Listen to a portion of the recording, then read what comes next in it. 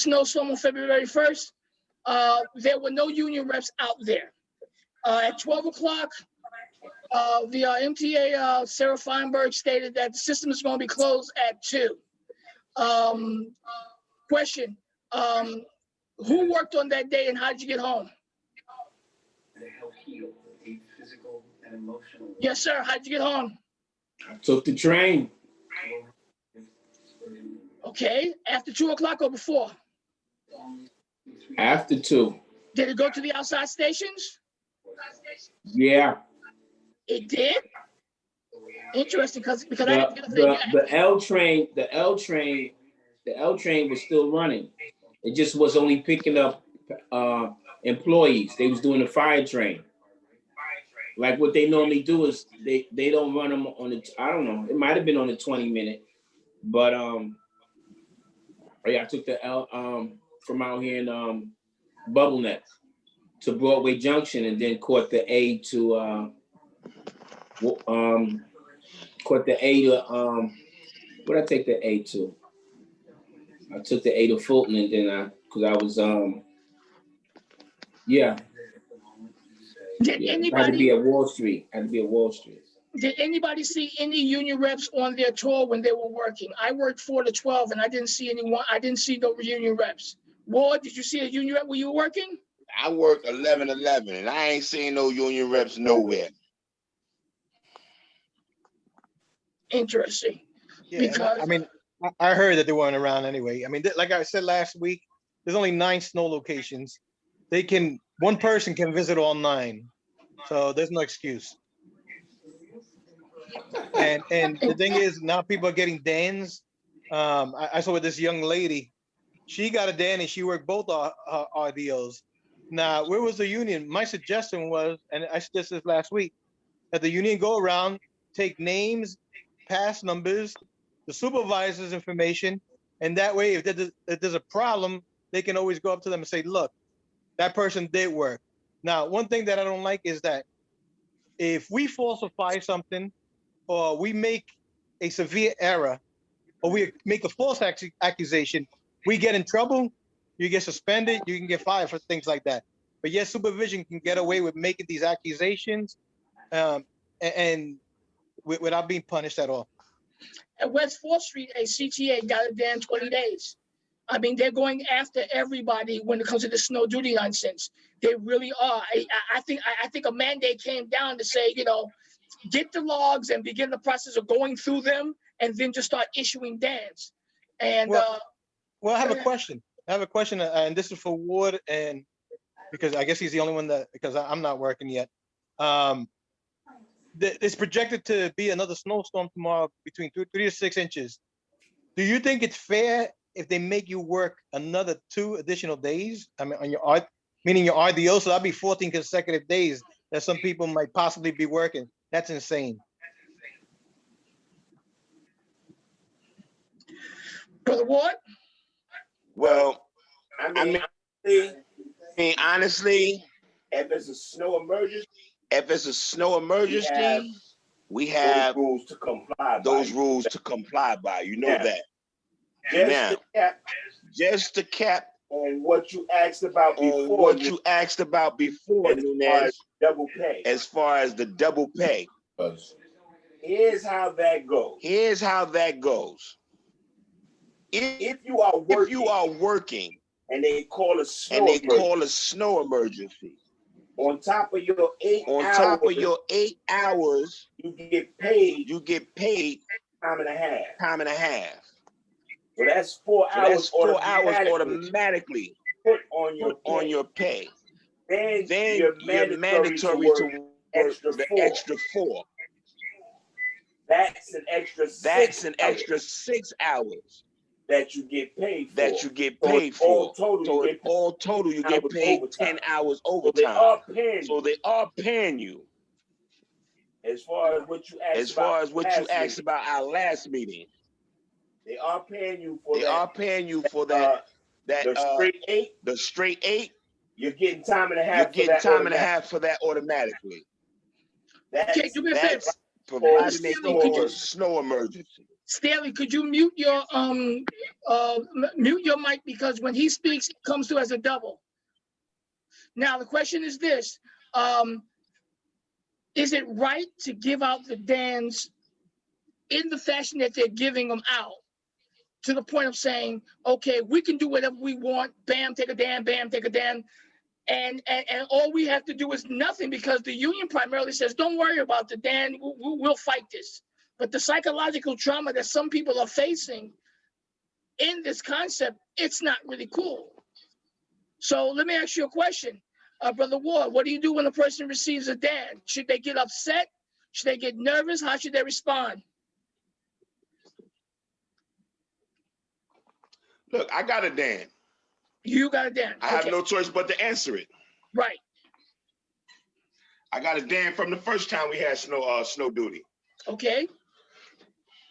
You know, I went to work. They called the snow emergency that Wednesday. That Thursday was my RDO. And believe it or not, I cracked my back. You know what I'm saying? I was working hard that time, you know, and I came home and I went to sleep. I ain't go to work the next day, which I knew I was supposed to go in with my snow, you know, for my snow duty. Right. But I didn't go in, and I caught a Dan for it. There's nothing I can do about that. I got an answer to that. Okay. Charlie, let me ask you a question. Do you think that the union should play a greater role in this whole snow emergency duty type thing, instead of leaving the members out there? Of course. I mean, that's what they're getting paid for, to protect the members. I mean, like I said before, it's only 9 snow locations. How many reps do we have? They can't go out there. 3 of them can't go out there and go to three snow stations and just speak to the members, speak to the supervisors, make sure that we get paid on time. I mean, how hard is that? I mean, it's called lack of communication, and this union suffers from it.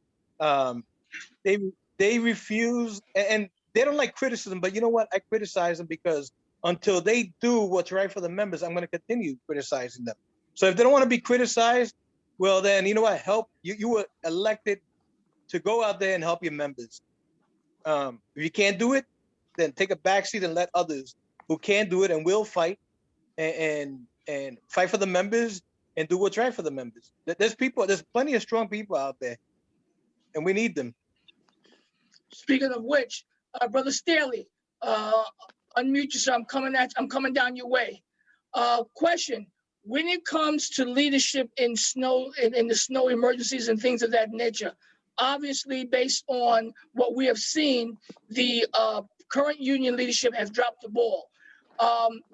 Has it been like that in past practices, or in past practices were the union leadership right there with the members to make sure that everything was okay? Well, before we didn't have the problems that we're having now. Okay. The union didn't need to be out there because before it was a totally different environment and things were different. But now, since, like I said, this snow duty is now time and a half, and they actually got to pay you like, you know, time and a half. Things has changed, and it's not like it can't be set up and it can't be run like it's supposed to be run. It's just being ran like that out of mere spitefulness, and that they know that those that are there is not going to step up and make them do the job that they're supposed to do. The job is for them to protect the members and make sure that they're getting paid and everything is done properly as far as the members are concerned, and that's not being addressed at all. Now, during the course of this snow duty, we still have CTAs doing their regular duties, and they're not understanding. Brother Ward, you touched on this last time. Come at it again. Maybe if it comes from you, they'll listen. Okay, because I have gotten texts and phone calls from, one of them was from Blocker, which he told an individual, yo, stop doing the scrapping. You're here for a snow duty. And they just, well, we don't want no problem with supervision. And, we just don't want no problems. Could you, maybe if it comes from a person like you, that they'll listen. Are they supposed to do any scrapping during the context of a snow emergency, sir? When they well, call snow emergency. Right. Yeah, Stan, you got something to say? Stanley, go. no, go ahead. You could go. You can answer it. Go ahead. When they call snow emergency, you are to do snow emergency. It doesn't consist of scrapping, pulling garbage. All of that falls to the back burner. Transit's main concern is taking care of that snow. Okay? For instance, we went to work. Well, I went to work on the third day of this last storm we just had. And my supervisor called me. And she informed me that, you know, they're gonna call the snow emergency off at 3 o'clock. This was at 11 o'clock. And she says, well, right now, you could just throw some salt and sand and you know, make sure your stairs and everything is okay. And then after that, you can just go ahead and scrap and pull. No, that's not what we're gonna do. I'm not gonna scrap. I'm not gonna pull no garbage. I'm not gonna do that until they cancel the snow emergency. If I have time, then I'll get to it. If not, then the AM cleaner is gonna have to deal with that. But you're not gonna have me go upstairs and throw some salt and sand and then come back downstairs and take care of the whole station. Mind you, the station ain't been touched in 3 days. Right. You're not gonna have me do that. That's not what snow emergency consists of. And she could not do nothing. She couldn't get mad. She just said, okay, let's see what happens. They didn't call the snow emergency off until 3 o'clock that morning. Okay, and that station that I was at when they called it off, okay, I tend to the station. I did my station, my normal station duties. But other than that, when it's a snow emergency, you do not pull garbage or scrap the platforms. You do not do that. Stanley, what you say when it comes to snow emergency? What do you say? Because a lot of CTAs on the last one, you know, February 1st, because they took it upon themselves that they were going to do some scrapping. What is your word to the CTAs when it comes to scrapping and snow emergency duty? Well, just like Ward said, you know, when there's a snow emergency, all regular CTA duties are canceled. If they want to take it upon themselves to do something like that, they're putting other people as well in harm's way by doing that, because they always going to say, well, such and such did it.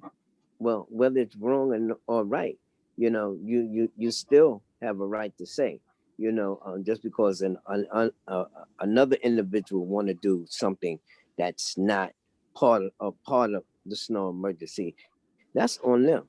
But you can't ask me to do it just because somebody else is doing it. I know that I'm not supposed to do it, and I chose not to do it. That's it. Cool. Now, during the course of the contract, this union went out of their way Well, to make. Go ahead. Kenny, let me Go. just say one thing before you proceed. Go. And that's why I suggested that the union be at these 9 locations to inform the CTAs, don't pull garbage during snow duty. Okay, a lot of these CTAs either are fearful or they're new or for whatever reason, they're pulling garbage. And that's another reason why the union should be out there at these snow locations during snow emergencies. Well, let me ask you a question, because when this thing hit in the afternoon, do you think they should have had somebody, because everybody knew that the snow was coming. This was something that everybody knew about it. Okay, do you think that they should have had at least one rep at those 9 locations? I mean, because from what I'm hearing, But no clerk, no union reps were out there doing this snow emergency. Go ahead. But even if they don't have the manpower, you're telling me that one of us, okay, if we were in the union, that select anybody, just one person can't visit 9 locations? Have you ever been to 9 locations Let me tell you, when I was running last election, I went on the whole A line, okay, in less than 8 hours. I went on the whole A line and I spoke to every clerk. I wanted to get the signature on the petition. But Charlie, what they're saying is that, you know, the snow emergency was called at 2 o'clock. A lot of trains weren't going outside. So, I mean, we couldn't do X, Y, and Z. So the union couldn't send a mass email or a mass text message like they usually do with nonsense. They couldn't do that. They have all our numbers, okay? And if they don't have it, they have our email. They have our email addresses. And if they don't have both, there's somebody that we know that will give us that information if they heard it. I mean, there's Facebook, there's other media sources. There's a union website. So they could, there's the touch screens that they have, the screens that they have in the stations, they could have put that announcement there. So there's no excuse. Brother Ward, question. If you have, absolutely right. Thank you. Yes, because I mean, look, money comes out of our paycheck, and it goes directly towards the union. Okay, they have a job and a responsibility that they have to, especially when you know that it's going to be this much snow, especially when transit stops all traveling at 2 o'clock. How are people going to get home? Okay. Now, Brother Ben, you had the awesome thing in that which you made it home. Okay, I was told that at Utica, I had to go upstairs and take the bus. It cost me $113 to get home that night because I had to take Uber. Yeah, it may have been the difference in the time, but I was on that train by 4 o'clock, that L at 4 o'clock. And I knew I had to leave early because I had to change over for 3 trains, but you know, it doesn't, I always like the challenge for me personally. And so I don't know if everybody is aware. When I say everybody, I'm talking about the different departments from RTO and station. When I swiped in at the station, the girl was saying, I don't know if there's anything running. I don't know if there's anything running. And so I said, well, they're going to run a fire train, you know, at least to keep the tracks, you know, sort of kind of free, sort of kind of. And sure enough, so I wasn't up there 5 minutes and one came from the opposite direction also. So a lot of times there's a breakdown in communication of exactly what is going on and what isn't going on. So if they didn't, you know, inform you that, listen, they're going to run fire trains or, you know, they're going to run a train every hour, whatever the case may be. And when you have that breakdown in communication, we just as blind as the customers. You know, if you're not in RTO, you don't have a radio, you don't know what procedure is and things of that nature. It's the information, it's the knowledge, you know. I agree. Staley, as a union leader, do you think that they dropped the ball and they should have went another route to get more information to the members? Well, as far as that concern, it's more like asking an individual something to do something that somebody else may perceive as being, you know, may just be lazy at it. Because first thing is, when there's a situation like that comes up, you focus directly on your people that are out there that is being directly affected by the emergency. So you will put out extra information for them to be prepared. Some of these people just don't have that type of mentality. They just going to sit back and let the chips fall where they may. And that's just been an attitude that's been there for far too long. So if you're asking them to do something out of the ordinary, that's just not going to happen. Okay, now when it comes to, because this is what I was accused of last night. All you guys do is complain. You never talk about anything positive. Now, my thing is this. The union itself, and I'm talking about the current station's union leadership, okay? Because the union, that's another whole entire thing with Utano and Samuelson. But our current leadership has to deal with us as individuals and adults, okay? We are 74% non-white in this department, okay? The situation is very, very clear. Why shouldn't we demand excellence from those individuals who are put in office on our behalf? So my question is, and I want each and every one of you to answer it, are people right saying that we do nothing but complain against the union because of what they're not doing? We'll start off with you, Brother Ward. Go. Come back to me, man. Okay. Brother Munez, we'll start with you. Are we wrong for criticizing the union in the way that we do? Because all we do is complain about them, and we allegedly we offer no solutions. We just complain, complain, complain. Go. Can't hear you, sir. Unmute yourself. I'm There sorry. you go. Start again. Go. Okay, you asked whether how come we're not positive? Well, I'm no, positive. the situation that I was confronted, and that was all we do is complain. All we do is complain. Okay, but somebody said that we're not positive. I am positive. I'm positive that the current leadership sucks. Thank you. Okay, and they proved it. And they proved it because they have let the members down. They let the members down with this lousy contract. They have videos, like 10, 11 videos, wanting us to, trying to force us to agree to this ridiculous contract. Then they never show up to these snow locations. I mean, the pick with the station agents, what a disaster that was and is. And if they think that they got a reprieve, no, they didn't. They did for maybe a couple of months, but you're losing those lunch relief jobs. I cannot see community leaders or community personnel coming out and saving half-hour lunches. They're not. Okay, it's bad enough that the public doesn't even come out for more important things than that. And the union has done a poor job of informing the public. I mean, look, it's been 2 weeks since the judge rendered his decision. Has the union done anything about that? Have they been getting out flyers? Have they been getting out pamphlets? Have they protested? No, they haven't done anything to inform the public that it's possible that you're going to be an hour and a half without somebody on the station watching the public. And that's going to, I mean, wait till somebody gets hurt and then we'll see.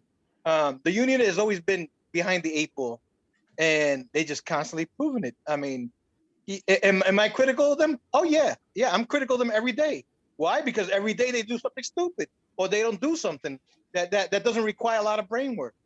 So yeah, I am negative about it. Brother, welcome. Are we overly critical of the station's union leadership based on the action that they have done thus far?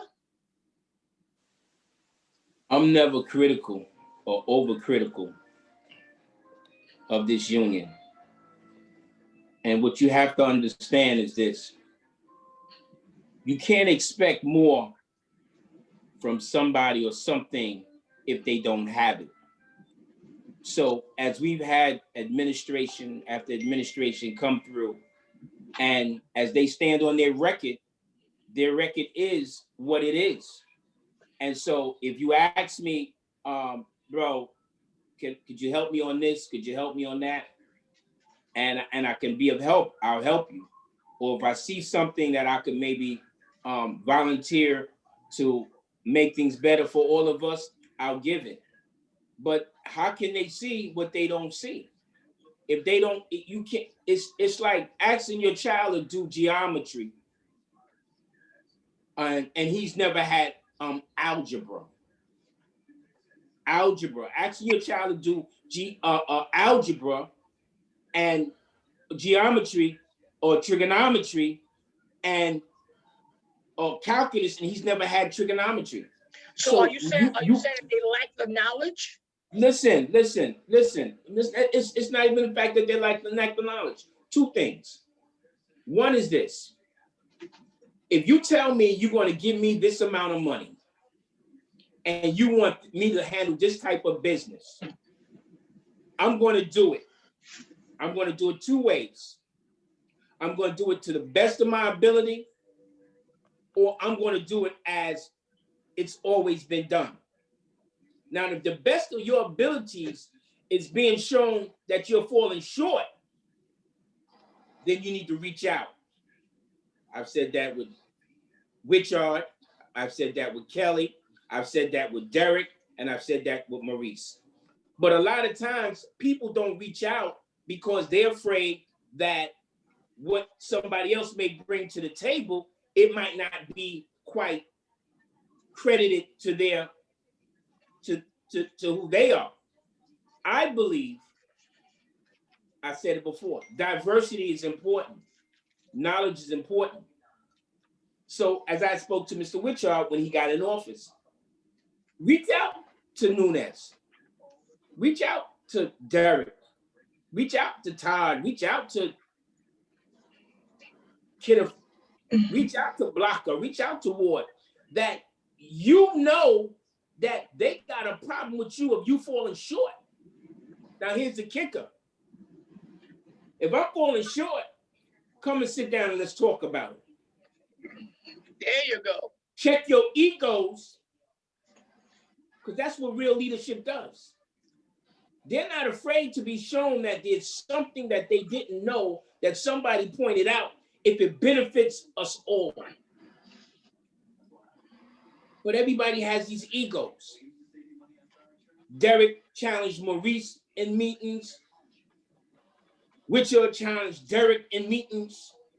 You know, as everybody comes and gets into that position, what do? You primarily conduct yourself along the same lines as each administration has done over and over and over again. Now, I gotta admit, Kelly got a suggestion box. Come to that union meeting, put your suggestions in. I'm just telling y'all. And hey, it's a start. Agreed. Staley, let me ask you a question, sir. Are we overly critical of the current station's union leadership? I mean, because they're saying that all we do is criticize. Is there a reason that we should be critical of them? Well, first thing, if people understood the members' rights as union members, yep, they would understand they have a right to question and criticize and say what they want. They're paying for this. Yep. So other people put different narratives on it and try to put it in a bad light when they keep saying, oh, you know, all you do is complain. But they're not complaints. These are the rights of the members to say what they need to say. If it's bothering them, if something not being done properly or not being done fairly, a member has the right to say that. But, you know, people try to put different spins on certain things. And like I always say, it's all about interpretation. You know, when people try to misconstrue and try to put stuff in a bad light to make you feel embarrassed, or whether it's feel any kind of way where you figure that you don't want to say anything, then they're basically what's the terminology for that is silencing you. They're silencing you by using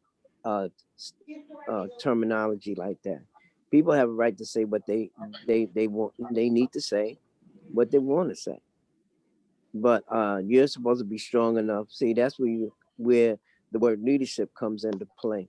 You're supposed to be strong enough to accept, you know, the challenges and whatever else people say. You let your work speak for you. That's the best way to put it. Let your work speak for you, and not follow up with people with whatever they gotta say. Just do the work, and that more than quiets that issue down when people start to knock you or criticize you for something. I agree, Brother Ward. Are we overcritical, sir? We have the right to criticize, but are we overdoing it? All right, let me just say it like this here. Yes, sir. We work for transit.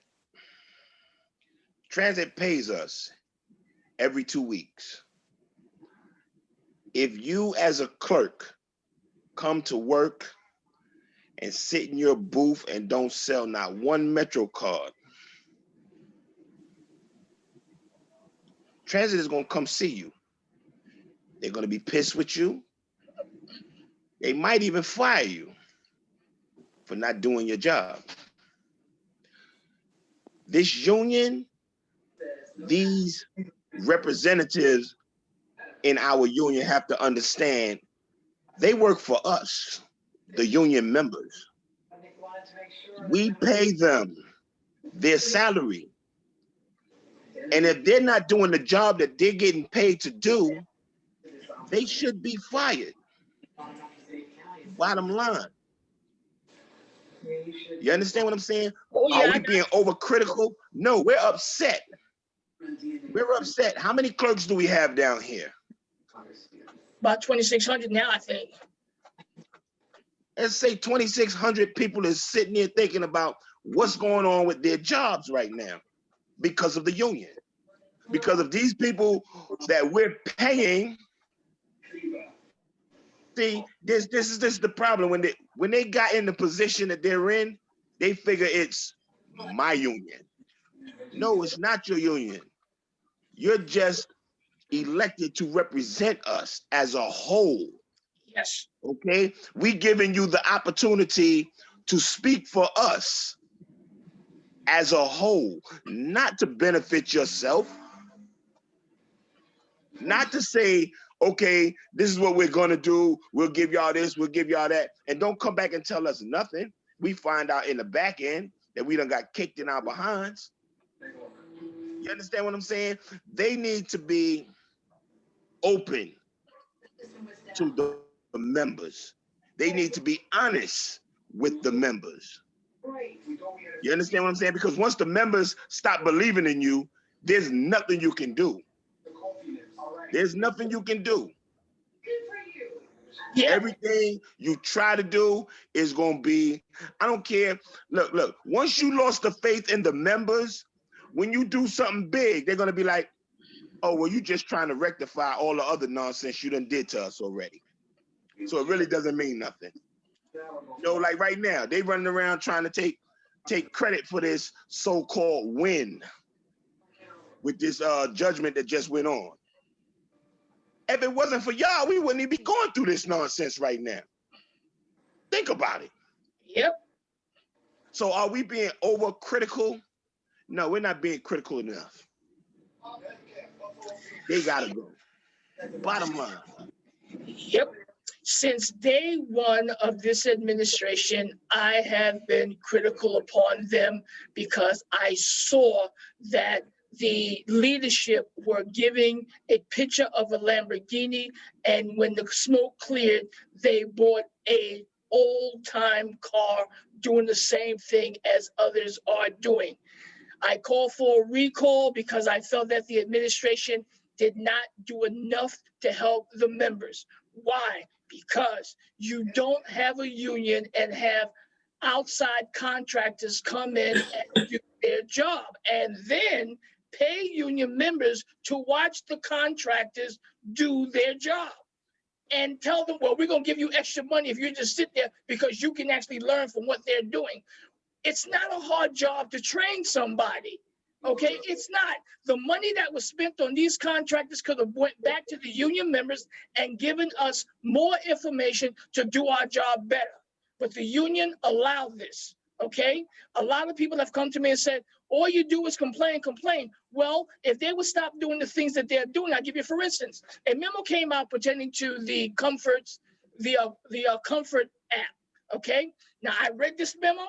And for me, it appears from my interpretation that it says that you can use the Comfort app to go outside and get the information of the actual occurrence that happened on the station and then come back in, okay? Now, I've asked around. I actually sent a copy of that to Nilda, and I spoke to another union rep.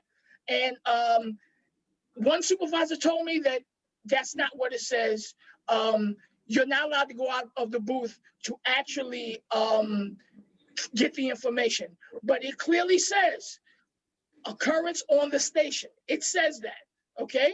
Now the situation is this, however it pans out, If a supervisor, because the supervisor had told me point blank, you guys are doing nothing in the booth, hit the comfort, go outside, get the information, and come back in. And this was told to me by a supervisor. That's why I contacted Nilda.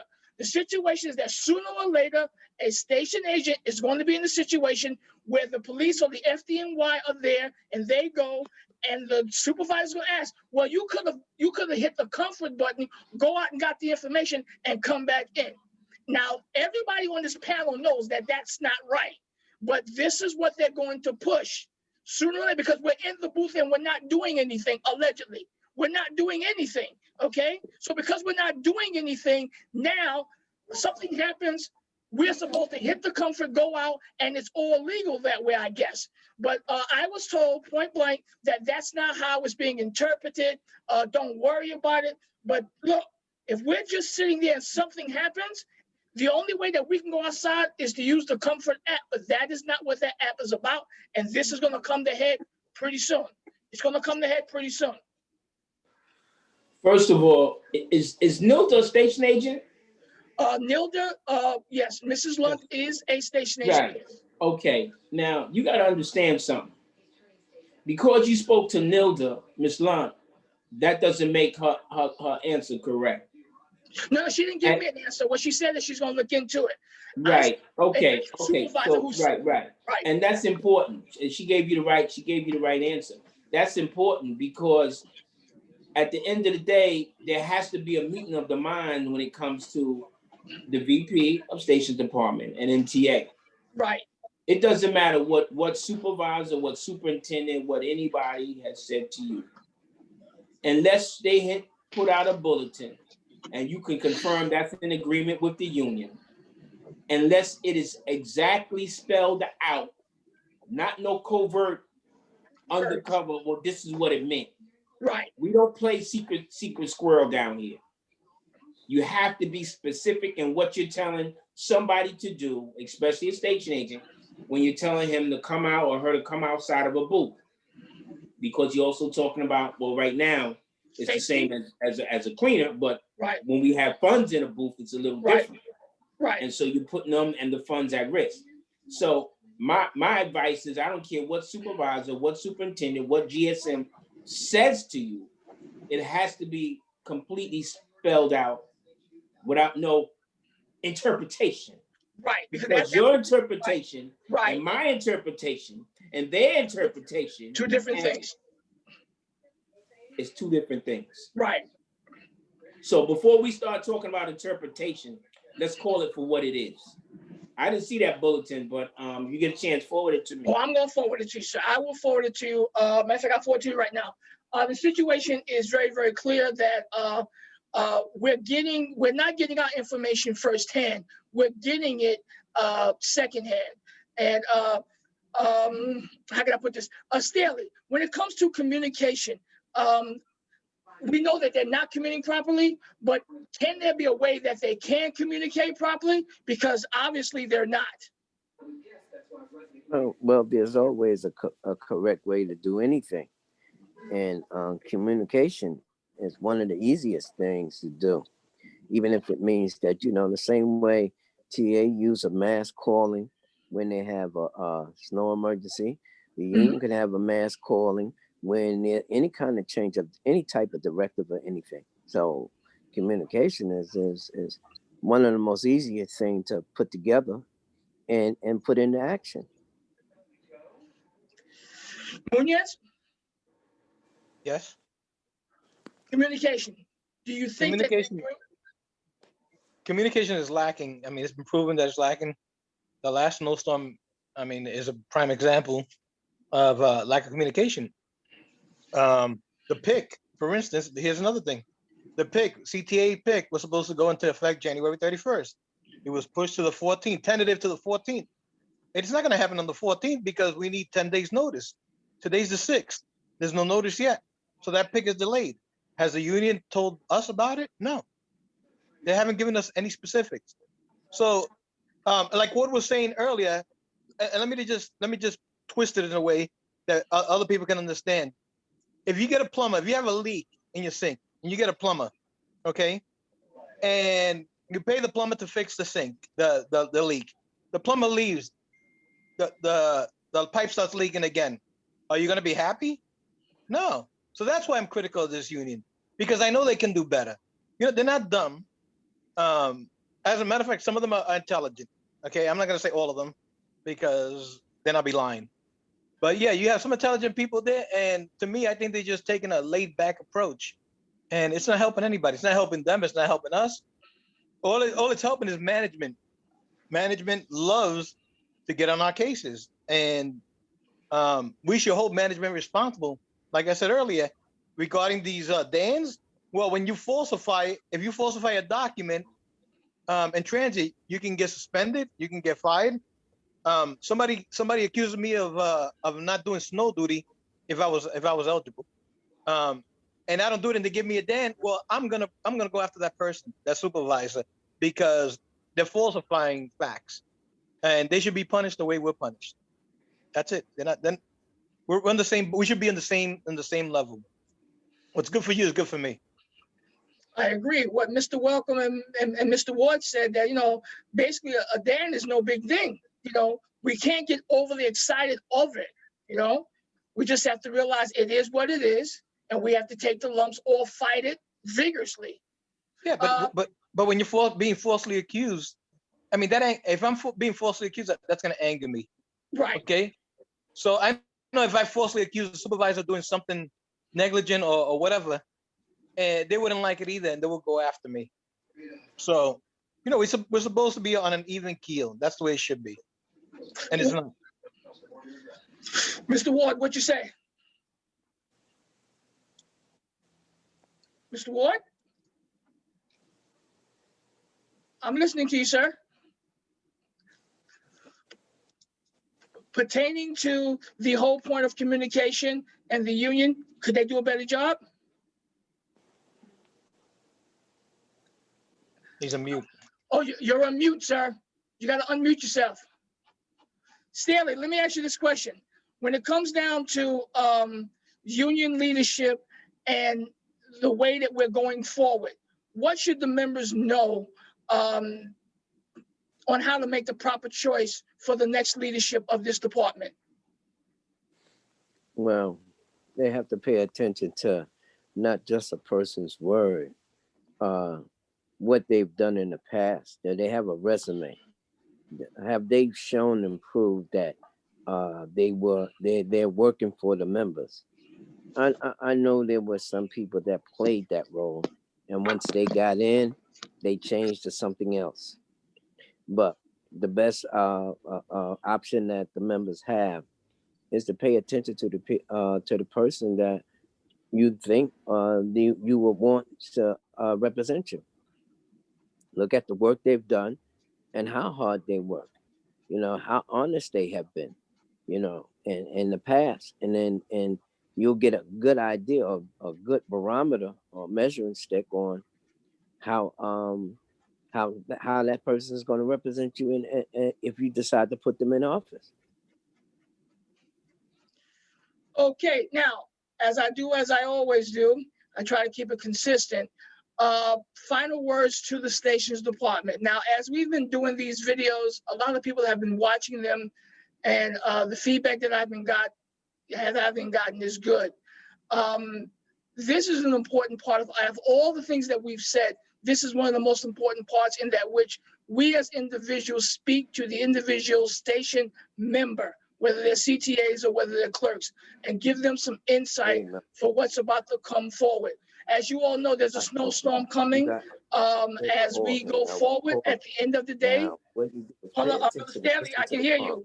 Brother Staley, hold on. Staley, I can hear you. Want the stations department?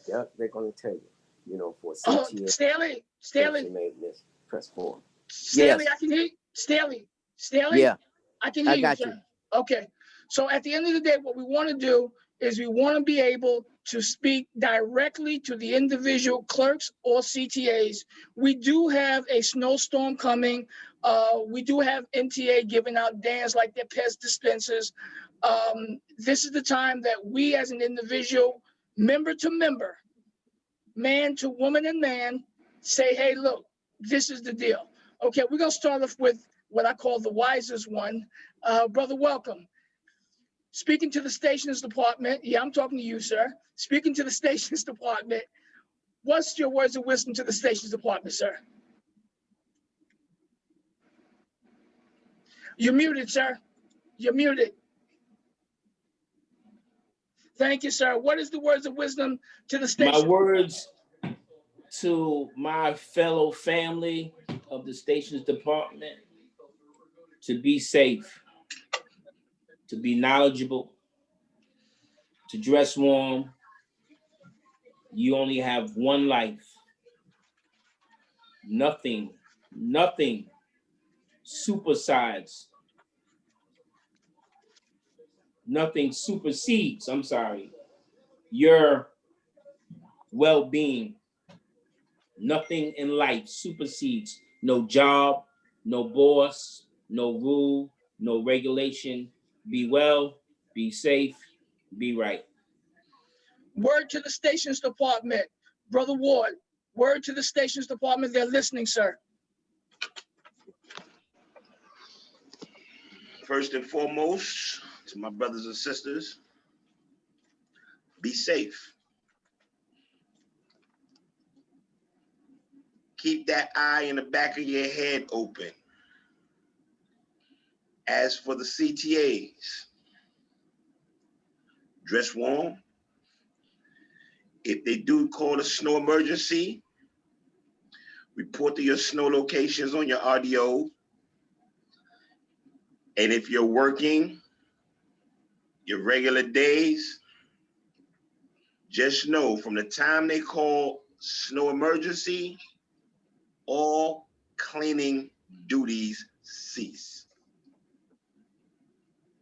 Okay? If a supervisor asks you to scrap the platforms or pull the garbage, no, you don't have to do it. As long as there's a snow emergency, the main priority, the main focus is the snow. And take heat breaks. Don't let them bust you in your backs. Take your heat breaks. Stay safe. Brother MUNIZ, message to the stations department. Go. Yeah, remember, snowstorm is coming. Well, supposedly 3 to 6 inches. Let's not forget that the snow that fell last week or earlier this week, it's going to turn into ice. So you're going to have layers of snow on top of it. And just be careful. Don't slip. Watch your surroundings. Make sure you got each other's backs. Station agents as well. I mean, we have to look out for each other. Station agents, CTAs. There's some sort of feud sometimes between us, and I don't understand that, because we should stick together and watch for each other. I want everybody to be safe. Everybody's important to me in this department, but everybody, not only in the department but in the transit as well. Just stay safe, stay focused. Make sure when you sign the log, when you're doing snow duty, sign that log. Take a picture of every station's log that you sign. Okay, keep a record of that, and let's hope that union representation shows up to these 9 locations. I'm calling them out right now. I know that they're watching this video. I'm calling them out. Show up to those snow locations, and if they do show up, question them. You know, I tell them that you want to get paid on time. Tell them to go after supervision. Don't be afraid. If you're not getting the answers that you want, or you're not happy, there's 5 of us here. You can contact all of us. We're easy accessible, because I think most of us have Facebook. We have phones and email, whatever. Yeah. So yeah, don't be afraid. We're here for each other. Be Very careful good. out there. Very good. Anthony Staley, my brother. Message to the stations department, CTAs and station agents. Well, my message to them is for them to keep the names of the people that's best serve you, that best represent you. Keep their numbers handy in case you encounter a problem, and then you could contact them, and then you'll find out what you need to do from there.